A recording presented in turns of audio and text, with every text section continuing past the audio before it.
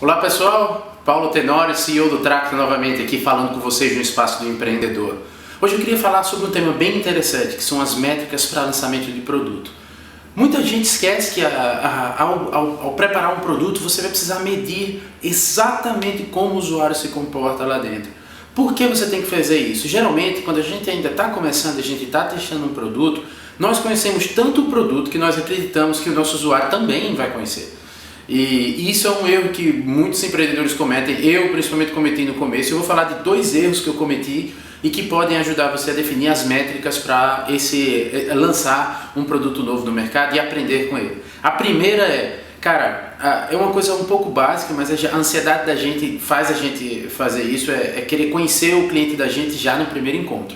Como é que funciona? Vou dar um exemplo na vida real. Vou dizer que você acabou de conhecer uma pessoa, você está interagindo com ela, você está falando sobre o seu serviço, você diz, olha lá, meu nome é Paulo, eu tenho uma empresa, eu tenho uma startup, a gente resolve esse tipo de problema.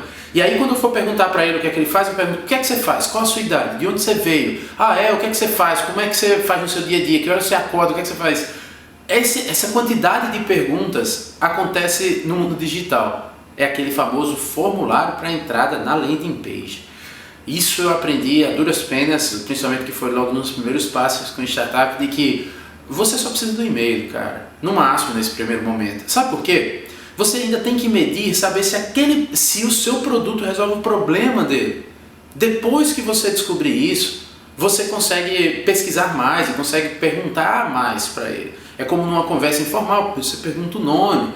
Depois você vai perguntando mais detalhes à medida que a conversa vai fluindo. Com um produto é a mesma coisa, na landing page, seja sucinto, coloque exatamente o e-mail, o seu call to action tem que ser um botão, o mínimo que você precisar para colocar, por exemplo, redes sociais, que é um cadastro bem rápido, com 2 cliques você consegue. E aí você tem que medir isso. Por exemplo, uma métrica interessante é uma métrica para landing page. Quantas pessoas entraram no meu site através de um canal de marketing, publicação, compartilhamento em redes sociais, enfim. Quantas pessoas entraram no meu site a partir disso? Vamos dizer que 1000 pessoas visitaram o seu site.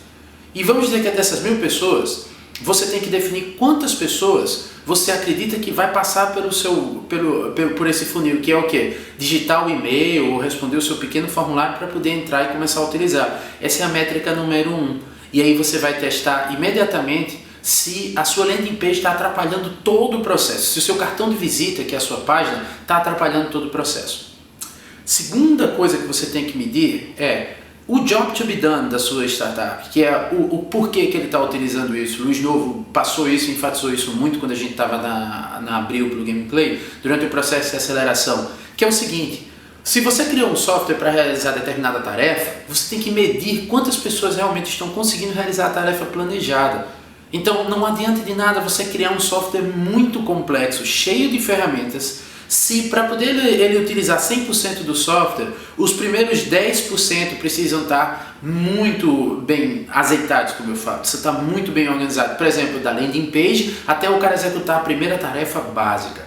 E você precisa medir exatamente quantas pessoas estão conseguindo cumprir isso. Porque às vezes a gente desenvolve muito, como eu já fiz isso, já cometi esse erro, desenvolver muito, principalmente quando você vai falar sobre sistema de gestão, você acaba gastando muito tempo num sistema de gestão muito complexo dos dados do usuário, quando às vezes o usuário nem sequer conseguiu executar a primeira tarefa antes de ir para o módulo gestão. Então é importante você medir o quanto o usuário está caminhando dentro do seu app. E você vai descobrir exatamente o que cortar, onde cortar e como cortar. Como você faz isso? Setando os KPIs básicos para produto, que são diferentes de KPI de marketing, métricas de conversão, é diferente, é do produto. Em que ponto, até que ponto o seu usuário está indo, qual a profundidade que ele está entrando no app que você desenvolveu. A partir dali você consegue cortar tudo que ele não está utilizando. Eu vou dar um exemplo, por exemplo, o Word, Microsoft Word e Microsoft PowerPoint. A maioria de nós consegue utilizar, assim, sendo bem expert, 20% do que o software tem. Tem automação, tem isso, tem aquilo, mas a gente só usa 20%, mas a gente resolve o problema com aqueles 20%, mesmo que os desenvolvedores tenham criado 80% de coisas que 99% da população não vão utilizar.